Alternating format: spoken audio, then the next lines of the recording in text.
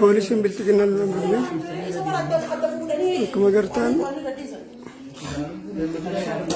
miila kanaas jilbatti akka malee nadaanii garuu haadhaan miidhamee obboleessa akka malatti tumanii harka hunda cabsanii jiru.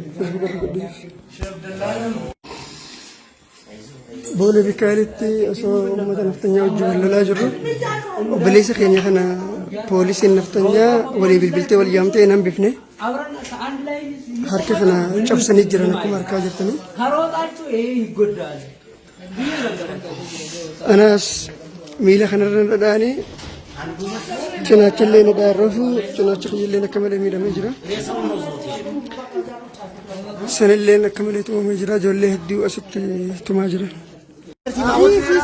Naannoo Boolee Bikaalitti nuuf uummanni naftanyaa wal dhawaa jirra. Obboleessa keenya kana kun amma laawal akka godhan laala. Obboleessa keenya kana amma dhawanii. Nutis isaanis cafaqu jirra. Isaanis nama keenya qofatti harkatan akka irratti jira.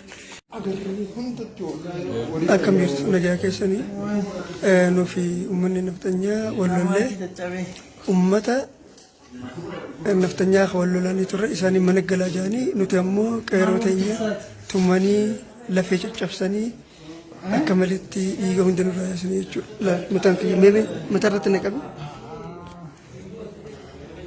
Mee dhiigni mul'atu gaa karaa achi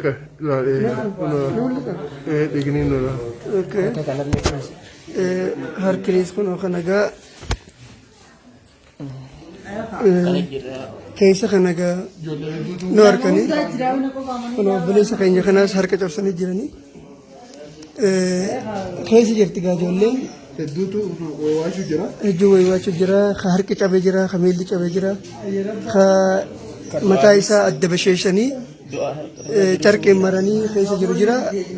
Nu keessaayis namni tokko akka malee miidhamee du'aa fi jiru jidduu jirus ni jira. Mee hundaafuu gaa amma asitti nu gamasitti jira. Rabbi beeka baanu manni dhufee jira nagaan jira.